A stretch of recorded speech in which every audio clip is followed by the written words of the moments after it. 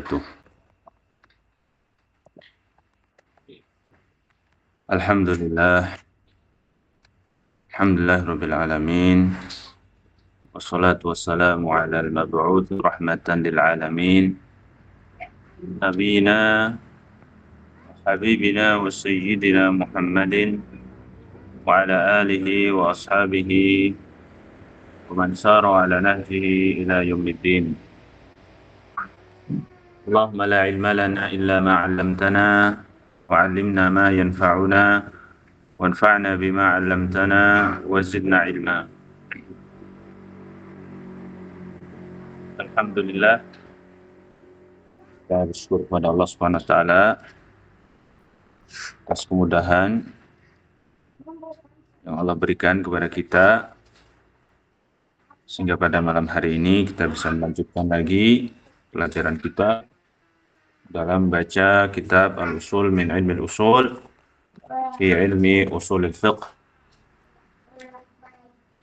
satu kitab ringkasan dalam ilmu usul fikih yang ditulis oleh Fadilatul Syekh Muhammad ibn Shalih Al-Utsaimin rahimahullah ta'ala. Ya, pada malam hari ini materi kita adalah terkait dengan man yadkhul fil khitabi bil amri wan nahi,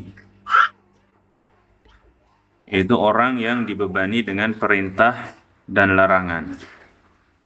Ini pembahasan tentang kriteria siapa orang yang terbebani dengan perintah dan larangan yang telah dipelajari sebelumnya. Ya. Qala al-musannif rahimahullah ta'ala, man yadkhul fil khitabi bil amri wan nahi,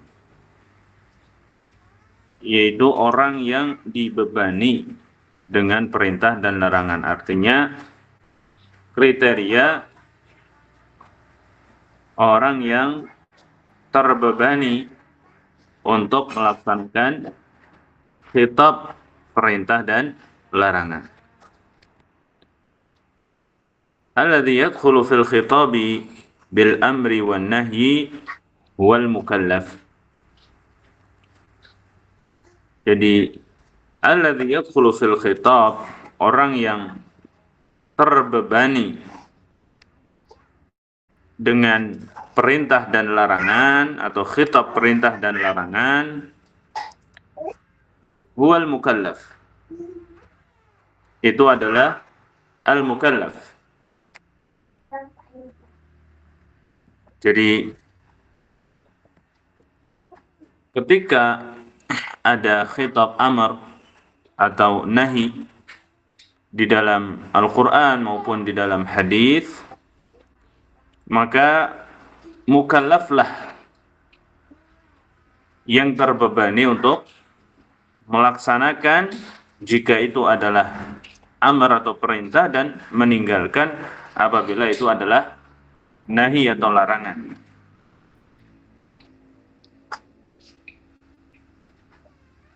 Siapa itu al-mukallaf? Qal wa huwa al-balighul aqil. Mukallaf adalah orang yang memiliki kriteria al-bulugh, yaitu dewasa, ya, dan al-aqal, yaitu memiliki akal. Ya, al-baligh hanya orang yang sudah baligh, ya. Al-aqil adalah orang yang berakal. Itulah al-mukallaf. Ya. Jadi ketika seorang dia sudah baligh dan berakal, maka dialah yang disebut dengan mukallaf, yang terbebani untuk mengerjakan perintah dan larangan atau khitab amr dan nahi. Fa kharaja bi qaulina al-baligh as-saghir fala yukallaf bil amri wan nahi taklifan musawiyan li taklifi al baligh. Fa kharaja bi qaulina, terkecualikan dengan perkataan kami tentang pengertian mukallaf yaitu al baligh. Siapa? As-saghiru, yaitu anak kecil. Ya. Fala yukallaf, sehingga anak kecil ini la yukallaf, tidak terbebani atau tidak dibebani, ya, bil amri wan nahi, untuk mengerjakan perintah dan meninggalkan larangan. Ya, la yukallaf, tidak terbebani dengan itu. Taklifan musawiyan li taklifil baligh, dengan pembebanan yang sama dengan orang yang sudah baligh. Ya. Akan tapi ketika anak kecil atau saghir yang belum baligh belum terbebani dengan perintah dan larangan, apakah kemudian mereka dibiarkan saja, dibebaskan untuk melakukan apapun yang ingin mereka lakukan dengan alasan mereka belum terbebani dengan taklif? Maka jawabannya adalah apa yang disebutkan oleh Syekh di sini. Walakinnahu yu'maru bil ibadati ba'da tamyiz tamrinan lahu ala ta'ah. Ya. Hanya saja atau akan tetapi as-saghir ini yu'mar bil ibadat. Dia mesti diperintahkan untuk melakukan ibadah. Ya, walakinnahu, hanya saja as-saghir ini apa? Yu'mar bil ibadat. Diperintahkan untuk melakukan ibadah-ibadah. Kapan? Ba'da tamyiz. Ba'da tamyiz, setelah berusia tamyiz. Ya. Kapan seorang anak memasuki usia tamyiz? Orang mengatakan tamyiz itu adalah usia di mana seorang anak sudah yafhamul khitab wa yaruddul jawab. Sudah mulai memahami satu ucapan, satu perkataan, dan dia sudah mampu menjawab ketika ditanya, ya. Artinya ketika disampaikan satu pertanyaan kepadanya, dia mampu menjawab, yaruddul jawab, ya. Ya, kalau dalam angka ya mungkin ketika seorang anak sudah berusia genap 7 tahun, ya. 7 tahun sampai sebelum dia baligh. Mana baligh mungkin sekitar 15 kalau anak laki-laki, ya. Kalau anak perempuan ya lebih cepat dari itu, ya, terkadang 9 tahun, terkadang 10 tahun, bahkan ya mungkin lebih cepat dari itu. Ya, ala kulli hal, ya. As-saghir ketika sudah mengunjak usia at-tamyiz, ya, yaitu gampangnya ngomong, ya, sudah genap usia 7 tahun sampai sebelum baligh, ya, maka yu'mar bil ibadah, dia harus diperintahkan atau mesti diperintahkan untuk mengerjakan ibadah-ibadah. Ya, tamrinan lahu ala ta'ah. Tujuannya apa? Untuk melatihnya, ya, tamrinan lahu, ya, melakukan apa? Ketaatan ala ta'ah. Ya, jadi ketika nanti sudah saatnya dia baligh, dia sudah terbiasa melaksanakan, mengerjakan ketaatan-ketaatan yang wajib terutama, ya. Ya.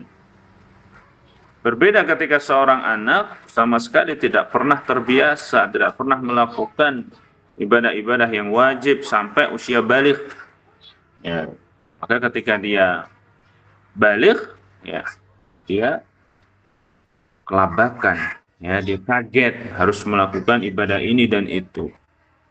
Ya, maka sebagai bentuk latihan dan pembiasaan baginya diperintahkan, ya, sejak usia tamyiz. Maka dari itu dulu Rasulullah bersabda, "Muru auladakum bis-shalati wa hum abna sab'in." Perintahkan anak-anak kalian ketika telah genap 7 tahun untuk melaksanakan sholat. Ini diperintah. Muru auladakum, perintahkanlah anak-anak kalian. Ya. Wadribuhum wa hum abna asyr sinin. Bahkan ketika sudah usia 10 tahun kok tidak mau mengerjakan, disuruh dipukul. Wadribuhum. Ya. Padahal kita tahu anak usia 7 tahun, 10 tahun belum balik. Meskipun demikian Rasulullah SAW tetap memerintahkan agar anak itu diperintahkan untuk sholat. Ya. Apa tujuannya tadi? Tamrinan lahu ala ta'ah. Untuk membiasakan dia. Ya.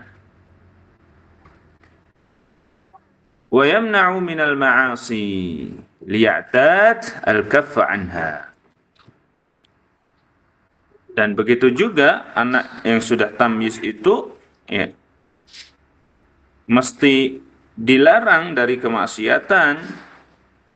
Tujuannya juga sama, agar terbiasa, liya'tad, ya, al-kaf anha, untuk meninggalkannya. Ya, sehingga ketika sudah saatnya dia baligh, dia sudah terbiasa mengerjakan ibadah-ibadah ketaatan yang wajib dan sudah terbiasa meninggalkan apa? Kemaksiatan-kemaksiatan. Wa kharaja biqaulina al-aqil al-majnunu fala yukallaf bil amri wan nahi. Ya, terkecualikan dengan perkataan kami al-aqil, ya, dalam definisi mukallaf, ya. Siapa? Al-majnun, sehingga majnun bukan mukallaf. Ya, majnun itu orang gila. Ya, orang yang tidak berfungsi akalnya, ya. Fala yukallaf bil amri wan nahi. Sama dengan as-saghir, majnun ini juga tidak dibebani, tidak terbebani untuk mengerjakan perintah-perintah dan meninggalkan larangan. Ya. Walakinnahu yumna'u mimma yakunu fihi ta'addin ala ghairihi au ifsadin.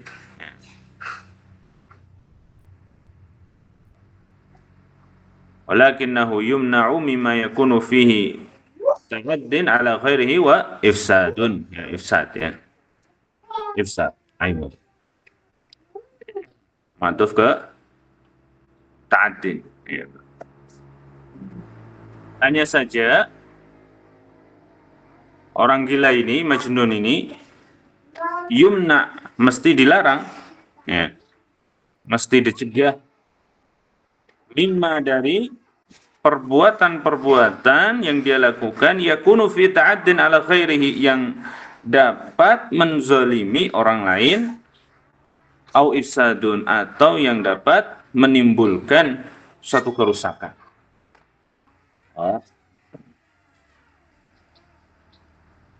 Jangan beralasan karena dia gila, tidak mukallaf, ya, tidak berdosa, kemudian dibiarkan saja melakukan kerusakan, melakukan hal-hal yang dapat merugikan orang lain, ya.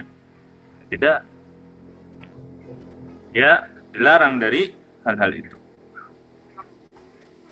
Walau fa'ala al-ma'mura bihi lam yasih minhul fi'lu li'adami qasdil imtithali minhu. Dan kalau orang majnun ini fa'ala al-ma'mura bihi, mengerjakan sesuatu yang diperintahkan, ini mengerjakan suatu ibadah yang diperintahkan, misal salat misalnya atau yang lainnya, lam yasih minhul fi'lu, maka apa yang dia kerjakan itu tidak sah. Ya. Tidak sah. Kenapa? Li'adami qasdil imtithal minhu. Karena tidak ada niat dalam mengerjakannya. Sementara syarat sahnya suatu ibadah apa? Niat. Ya. Baik. Berbeda kalau tamyiz tadi. Ya. Makanya al-majnun ini tidak perlu diperintahkan untuk mengerjakan ibadah-ibadah. Tidak perlu. Berbeda dengan saghir. Tadi kalau sudah tamyiz diperintahkan. Alasannya apa? Karena majnun dia tidak punya niat, tidak memiliki niat. Ya, tidak ada niat ketika mengerjakan. Berbeda kalau seorang anak sudah tamyiz, ya, dia sudah punya niat, dia sudah punya akal, ya, sekalipun akalnya belum sempurna. Ya, makanya diperintahkan selain untuk membiasakan, ya, apa yang dia kerjakan dari ibadah itu juga sah. Makanya diganjar juga. Ya, nak tamyiz tadi. Berbeda dengan al-majnun, maka tidak perlu diperintahkan. Ya, hanya saja yang perlu diperhatikan adalah kita larang para majanin ini, orang-orang gila ini, dari setiap tindakan atau perbuatan yang dapat apa? Merugikan, menzalimi siapa? Orang lain, bita'addin ala khairi, atau yang dapat menimbulkan apa? Suatu kerusakan. Baik, sudah ya. Itu terkait dengan as-saghiru wal majnun.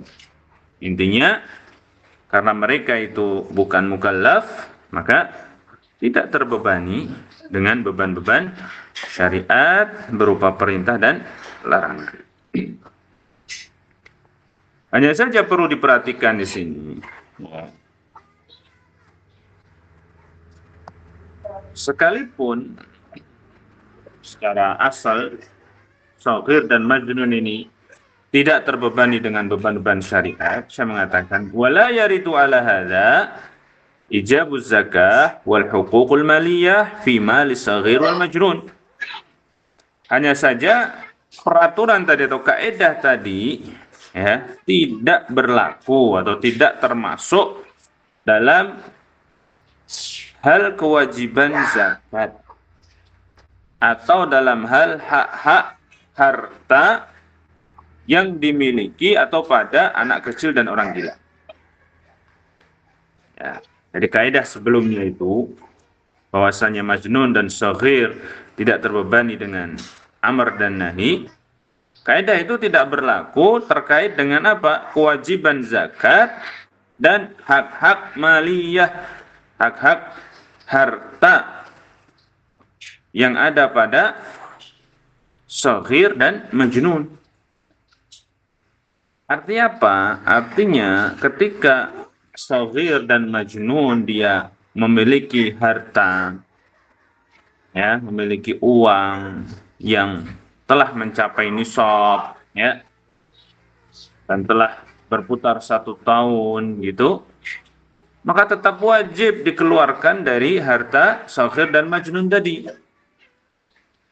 Ya, tetap diambil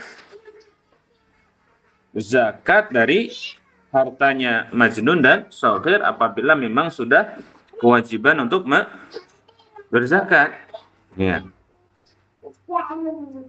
Begitu juga terkait dengan hak-hak harta yang dimiliki oleh saghir dan majnun. Misal dia punya utang, misal dia punya tanggungan, ya. Maka utang-utang dan tanggungan itu tetap dibayarkan dengan harta yang dimiliki saghir dan majnun. Ya. Karena mungkin saja saghir dan majnun ini orang yang memiliki harta, bahkan bisa jadi dia adalah orang kaya. Ya. Misal anak kecil dia mewarisi harta orang tuanya ya dengan jumlah yang besar misalnya ya miliaran rupiah. Begitu juga orang gila ya. Ya. Sekalipun mereka itu tidak mukallaf, bukan berarti kewajiban-kewajiban itu menjadi gugur. Ya, kewajiban-kewajiban terkait dengan apa tadi? Zakat dan hak-hak maliyah. Kenapa saghir dan majnun tetap wajib mengeluarkan zakatnya dan menanggung tanggungan-tanggungan seperti hutang dengan harta yang dimilikinya, li'anna ijabah hadhihi marbutun bi asbabin muayyanah. Ini alasannya. Karena kewajiban tadi, ya, kewajiban untuk dikeluarkan zakatnya, kewajiban untuk membayar hutangnya dan seterusnya tadi, marbutun bi asbabin muayyanah, berhubungan dengan sebab-sebab tertentu. Berhubungan dengan sebab-sebab tertentu. Mata wujidat, kapan sebab-sebab tadi didapati atau ada, sabatal hukmu, maka hukumnya pun juga ditetapkan. Ya, seperti zakat misalnya, ya. Zakat itu terhubung dengan sebab-sebab tertentu, yaitu adanya nisab. Ya. Artinya kalau ada sebab ini, ya, bulughun nisab fi malis saghir atau al-majnun, fabatal hukmu wa huwa wujubuz zakah. Maka kewajiban zakat itu berlaku. Ya. Wajibnya zakat apa? Berlaku. Kenapa? Karena adanya sebab tadi. Wa bulughu an-nisab fi malis saghir atau al-majnun. Ya. Mata wujidat tilka al-asbab, ya. Kapan sebab-sebab itu ada, sabatal hukmu, maka hukum pun ditetapkan. Ya. Faya mangzurun fiha ila sabab la ila al-fa'il. Sehingga Pak, ya, hal tersebut dilihat dari sebabnya, bukan pada orangnya, pelakunya. Jadi yang dilihat oleh syariat dalam hal ini adalah sebabnya, bukan orangnya. Kalau orangnya, ya tadi, dia majnun, dia saghir, la yukallaf, ya, la yukhatab bil amri wan nahi. Tapi syariat melihat kepada sisi yang lain, yaitu adanya sebab. Oh, bulughun nisab misalnya, atau sebab lain misalnya apa namanya, ta'addin, ya, wa al-inkisar misalnya, ya, yaitu menzalimi atau misalnya berhutang atau yang lainnya. Ya, ketika sebab itu ada, maka hukumnya pun berlaku, ditentukan. Begitu, ya. Tanpa melihat siapa orangnya. Ya. Kapan ada bulughun nisab, maka wajib zakat. Tidak peduli yang memiliki nisab itu orang waras atau orang gila, orang dewasa atau anak kecil, laki-laki atau perempuan, ya. Syariat tidak melihat kepada itu, tapi melihat kepada sebabnya. Nah, itu alasannya kenapa anak kecil dan majnun, sekalipun mereka ghairu mukallaf atau ghairu mukallafain, tetap, ya, mereka wajib dikeluarkan zakatnya atau mengeluarkan zakatnya, ya, apa namanya, dan terkait dengan hak-hak harta. Lianna ijabah hadhihi marbutun bi asbabin muayyanah, mata wujidat thabatal hukmu. Nah, itu alasannya. Ya, itu namanya hukum wad'i. Hukum wad'i, dia tidak dilihat dari hukum taklifinya, tapi dilihat dari hukum wad'inya. Nah, begitu. Wa taklifu bil amri wan nahi syamilun lil muslimina wal kuffari. Lakinnal kafira la yasihhu minhu fi'lul ma'muri bihi hala kufrihi. Taib. Dari terkait dengan saghir dan majnun, ya. Taib, kita kembali kepada pembahasan tentang kriteria orang yang terbebani dengan apa? Amr dan nahi. Tadi disebutkan yang terbebani dengan khitab amr dan nahi adalah al-mukallaf wa huwal balighul aqil. Baik, kemudian beliau mengatakan wat taklifu bil amri wan nahi. Pembebanan dengan perintah dan larangan, ya, pembebanan dengan perintah dan larangan syamilun, itu mencakup lil muslimin, orang-orang muslim, wal kuffar, dan orang-orang kafir. Ya. Jadi yang terbebani dengan beban-beban amr dan nahi itu bukan hanya muslimin saja, tetapi juga kuffar, orang-orang kafir. Ya, selama dia baligh aqil. Ya. Jadi tidak hanya terbatas kepada al-muslimin saja, tetapi juga mencakup siapa? Al-kuffar. Wahada madhab jumhur. Ya, darilah madhabnya jumhur. Lakin al-kafir, hanya saja orang-orang kafir ini, al-kafir, la yasiu minhu fi'lul ma'mur bihi hala kufri, ketika dia kemudian mengerjakan sesuatu yang diperintahkan itu ketika dalam keadaan kafir, ya, la yasih minhu al-fi'lu, maka apa yang dilakukan itu tidak sah. Ya, apa yang dilakukan itu tidak sah. Ya. Jadi taklif itu berlaku juga untuk muslim dan kufar. Nah, ya. Nah, ini pendapatnya jumhur. Ya.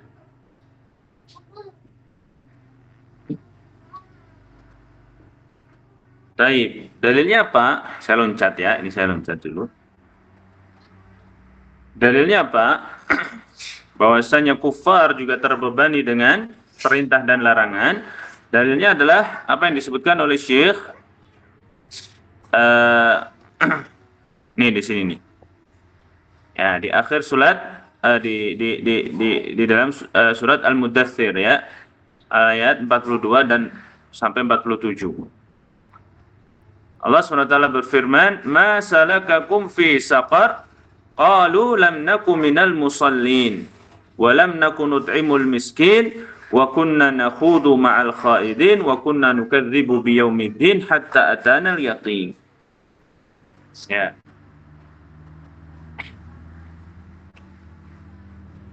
Jadi para ulama yang mengatakan atau berpendapat bahwasannya al-kuffar, orang-orang kufar itu mukhatabuna bi furu' syariah, ini mukhatabuna bil amri wan nahi.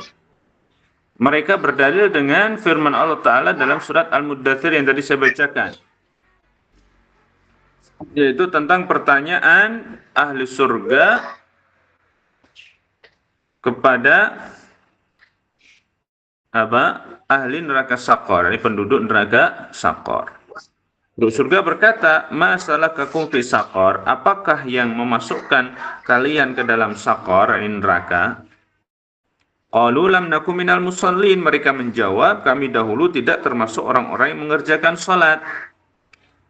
Wa lam naku nut'imul miskin. Dan kami tidak memberi makan orang miskin. Wa kunna nakhudhu ma'al khaidin. Dan kami biasa berbincang dalam kebatilan bersama dengan orang-orang yang membicarakannya. Wa kunna nukadzibu biyaumiddin. Dan kami mendustakan hari pembalasan hatta atanal yaqin, sampai datang kepada kami kematian. Ini jawaban para penduduk neraka Saqar dari orang-orang kufar. Jika mereka ditanya apa yang menyebabkan kalian dimasukkan ke dalam neraka Saqar, mereka mengatakan masalah qalu lam nakum minal musallin. Dulu kami tidak mengerjakan tidak termasuk orang-orang yang mengerjakan sholat. Artinya apa? Berarti mereka diperintahkan sholat. Buktinya ketika mereka tinggalkan, mereka dihukum oleh Allah dengan neraka sakor ini. Ya, karena sesuatu yang tidak diperintahkan, itu tentunya meninggalkannya tidak akan dihukum. Buktinya mereka dihukum nih. Karena meninggalkan sholat itu artinya mereka terbebani dengan perintah sholat ini. Begitu. Ya, ini dalil pendapat yang pertama yang mengatakan bahwasanya al-kuffar mukhatabuna bil amri wan nahi. Ya. Baik. Kemudian saya mengatakan, lakinnal kafira la yasih minhul fi'lu lam yasih minhu fi'lul ma'muri biha la kufriyannya saja. Orang-orang kafir ini, ya, sekalipun mereka terbebani dengan beban syariat, kalau kemudian mereka mengerjakan perintah-perintah atau ibadah-ibadah yang diperintahkan, misal salat, puasa dan yang lainnya, saat masih kafir, hala kufrihi, maka ibadah yang mereka lakukan itu tidak sah. Ya, ibadah yang mereka lakukan itu tidak sah. Mad dalil, apa dalilnya? Biqaulihi ta'ala, wa ma mana'ahum an tuqbala minhum nafaqatuhum illa annahum kafaru billahi wa rasulihi. Surat At-Taubah ayat 54 ya. Wa ma mana'ahum, dan yang menghalangi infak mereka untuk diterima adalah karena mereka kufur atau kafir kepada Allah dan Rasulnya. Dan tidaklah yang menghalangi infak yang mereka berikan itu diterima kecuali keadaan mereka apa? Kafir kepada Allah Subhanahu wa taala. Sehingga ayat ini menjelaskan bahwasanya kekafiran atau kekufuran itu menjadikan ibadah mereka tidak diterima oleh Allah Subhanahu wa taala. Dia tidak sah. Ya, tidak sah. Kemudian terkait dengan orang-orang kufar ini juga, tadi yang pertama tadi apa? Ketika mereka mengerjakan satu perintah saat masih kafir, tidak sah. Dalilnya tadi, surat Taubah 54. Terkait dengan orang kufar juga disebutkan di sini, wala yu'mar biqada'ihi idza aslam. Dan orang kafir ini jika dia masuk Islam, ya, la yu'mar biqada'ihi, maka tidak diperintahkan untuk mengqadanya. Ya, jadi orang misalnya masuk Islam di usia 60 tahun, misal. Ya. Maka tentunya sejak balik sampai umur 60 tahun itu dia nggak pernah mengerjakan atau dia meninggalkan perintah-perintah itu, nggak pernah mengerjakan perintah itu.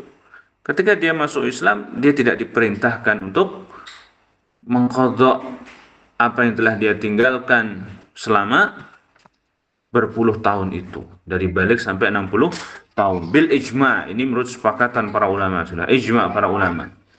Jika orang kafir masuk Islam, dia tidak diperintahkan untuk mengqadhanya. Dalilnya apa? Dalilnya adalah firman Allah Ta'ala dalam surat Al-Anfal ayat 38. Qul lilladzina kafaru iyantahu yughfar lakum ma qad salaf. Qul, katakanlah Muhammad, lilladzina kafaru, kepada orang-orang kafir itu, iyantahu, jika mereka berhenti dari kekafirannya, artinya masuk Islam, yughfar lahum, niscaya Allah akan mengampuni dosa-dosa mereka yang telah lalu. Ma qad salaf, ya, dosa-dosa yang telah lalu.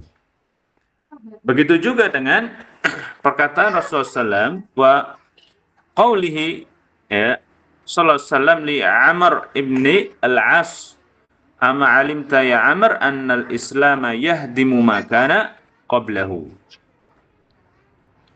Rasulullah pernah berkata kepada Amr ibn al-As, ya, ketika dia hendak masuk Islam dan mempersyaratkan agar dosa-dosanya diampuni ketika masih kafir, Rasulullah mengatakan, amma alimta ya Amr, apakah kamu tidak mengetahui wahai Amr, annal Islam, bahwasanya masuk Islam yahdimu ma kana qablahu, itu menghapuskan dosa-dosa yang telah lalu, ya. Sehingga ini dua hal terkait dengan orang kufar ini. Saya ulangi lagi. Ya, jumhur mengatakan bahwasanya orang-orang kafir terbebani dengan perintah dan larangan. Hanya saja ketika perintah dan larangan itu atau khususnya perintah dikerjakan saat dia masih kafir tidak sah. Dan kalau dia masuk Islam, dia tidak diperintahkan untuk mengqadha'nya. Ya, berdasarkan dengan dalil yang tadi disebutkan. Inilah yang kemudian menjadikan sebagian ulama itu mengatakan bahwasannya orang kafir tidak terbebani dengan furu' syariah. Tidak terbebani dengan cabang-cabang syariat seperti sholat, puasa, dan yang lainnya. Dari pendapat yang kedua, ya, kenapa mereka berdalil tadi dengan perkataan jumhur tadi? Ya, apa gunanya memberikan taklif kepada mereka kalau mereka ngerjakannya nggak sah? Kalau mereka masuk Islam tidak diperintahkan mengqadha. Lalu apa faedah apa? Mentaklifnya. Ya.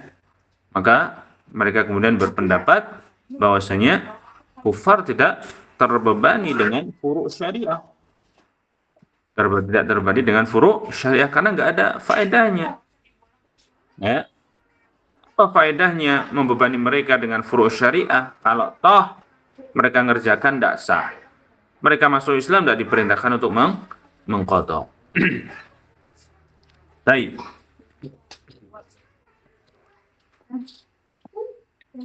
Hanya saja tadi yang rajih, ya, berapa jumhur ya insyaallah, bahwasanya orang-orang kufar itu juga terbebani dengan khitab amr dan nahi. Ya. Dalilnya tadi jelas dalam surat Al-Muddatsir tadi ayat 47 dan 42 sampai 47. Adapun pendapat kedua tadi yang mengatakan orang-orang kafir tidak terbebani dengan perintah syariat dengan alasan tidak ada manfaat, tidak ada faedahnya di situ, maka kita jawab ada. Tujuannya ada, faedahnya membebani mereka. Yaitu apa? Ziyadatul azab idza taraku. Yaitu sebagai tambahan hukuman di akhirat apabila mereka meninggalkannya. Ya, dan itu faedah. Ya. Dan itu faedah. Ya, ada maksud di situ. Ya. Yaitu agar Allah memberikan tambahan hukuman kepada mereka. Ya. Makanya saya mengatakan di sini wa innama yu'aqabu ala tarkihi idza mata 'alal kufri. Hanya saja dia akan dihukum disebabkan meninggalkan perintah jika dia mati dalam keadaan kafir. Nah, ini faedahnya ziyadatul azab. Ya. Liqaulihi ta'ala an jawabil mujrimina idza su'ilu. Ini sebagaimana firman Allah Ta'ala tentang jawaban orang-orang yang berdosa ketika mereka ditanya oleh penduduk surga, ya. Masalakakum fi saqar? Qalu lam nakum minal musallin wa lam nakun nut'imul miskin wa kunna nakhudhu ma'al khaidin hatta atana al-yaqin. Ya, ayat itu tadi saya bacakan. Ya. Baik. Nah, permisalan ya, ini untuk memudahkan dalam hal ini bahwasanya orang-orang kufar ini terbebani dengan beban syariat. Ini sama seperti keadaan kita lah sebagai orang muslim, ya, sebagai muslimin. Ketika sudah masuk waktu sholat, misalnya sholat zuhur lah misalnya, ya, hanya saja saat itu kita dalam keadaan berhadas, entah itu hadas kecil atau hadas besar. Ya, waktu sholat zuhur sudah masuk, sementara kita masih dalam keadaan berhadas. Pertanyaannya, apakah kita wajib mengerjakan sholat zuhur? Ya, maka jawabannya tentu iya, wajib. Ya. Apakah kita diperintahkan untuk mengerjakan sholat zuhur? Iya. Tapi ketika kita mengerjakan sholat zuhur saat sedang hadas itu, ya, sholat kita tidak sah. Ya, solusinya bagaimana? Ya solusinya kita wudhu dulu atau mandi dulu jika itu adalah hadas besar, baru kemudian mengerjakan sholat zuhur kan gitu. Ya, sama juga. Ya, orang-orang kufar itu. Ya. Mereka terbebani dengan sholat, dengan puasa, dengan haji dan seterusnya. Hanya saja kalau mereka mengerjakannya saat masih kafir, ya tidak sah. Ya, solusinya apa? Ya masuk Islam dulu, baru mengerjakan itu kan gitu. Ya, solusinya apa? Masuk Islam dulu, baru kemudian mengerjakan sholat, haji dan seterusnya. Ya sama seperti kita. Ya, jangan kemudian langsung mengerjakan sholat ketika kita masih hadas. Ini tidak sah. Wudu dulu atau mandi dulu baru sholat. Kan gitu. Ya. Baik, ala kulli hal, itu pembahasan tentang taklif al-kufar. Taklif al-kufar. Disebutkan dalam beberapa salah satu syarah ya kitab usul minal usul ini disebutkan bahwasanya ada ringkasan di sana bahwasanya orang kufar itu sepakat para ulama mereka mukhatabuna bi usul syariah. Mereka terbebani dengan usul syariah, maksudnya untuk masuk Islam. Ini sepakat ya.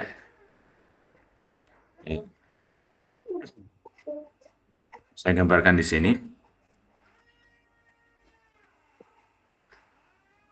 Ini taklif al-kuffar.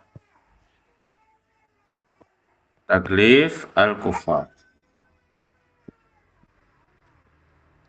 Yes. Jadi para ulama sepakat bahwasanya orang kufar ini mukallafun bi usul syariah atau usul din ya, bi usul syariah ya, mereka itu mukallaf terbebani dengan usul syariah. Artinya untuk masuk Islam. Ya, artinya untuk masuk Islam mereka terbebani itu, ya. Bil ijma. Berdasarkan apa? Ijma ini sudah. Ya. Dan di sana ada perbedaan pendapat.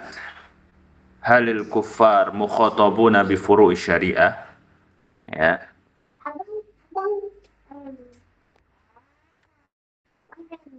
Ya, yang kedua adalah halil kufar mukhatabuna bi furu' asy-syariah. Ya. Apakah kufar itu terbebani dengan cabang-cabang syariat ya seperti sholat, ya, puasa dan seterusnya, ya. Ikhtalafal ulama al-qaulain. Ya, ikhtalafa al-ulama'u ala qaulain.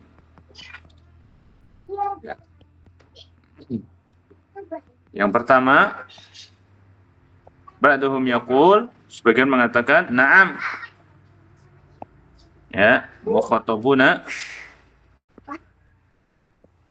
bi furu' syariah. Mukhatabuna bi furu' syariah. Dalilnya tadi ya. Dalilnya tadi.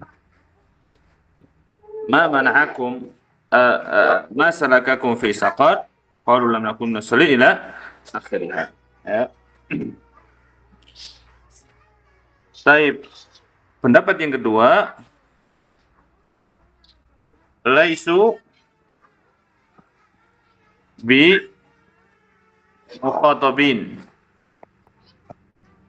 Ya, mereka tidak terbebani dengan furu' syariah. Dalilnya apa? Tadi. Ya, dalilnya yang pertama adalah ya lam yasih minhumul fi'lu al-ma'mur bihi hala kufri. Mereka tidak sah mengerjakan satu yang diperintahkan saat masih apa? Saat masih kafir. Kemudian alasan yang kedua, dalam yu'maru biqadha ya idza aslamu. Mereka tidak ya, mereka tidak diperintahkan untuk mengqadha apabila mereka apa? Masuk Islam. Artinya apa? Pembebanan mereka tidak ada gunanya. Begitu. Ya, tidak ada apa? Gunanya. Taib. Ada wa khulasah fi taklif al-kuffar. Nah, semoga bisa dipahami ya. Taib. Berikutnya adalah pembahasan tentang mawani at-taklif. Ya, mawani apa? At-taklif, penghalang-penghalang pembebanan ya dengan perintah atau larang. Pada penghalang-penghalang apa? Taklif ya. Insyaallah kita baca pada pekan depan ya, insyaallah taala. Semoga diberikan kemudahan. Saya kira pertemuan malam hari ini cukup sampai di sini saja. Saya masih ada sisa waktu. Mungkin ada yang mau ditanyakan? Saya persilahkan, Fadhol.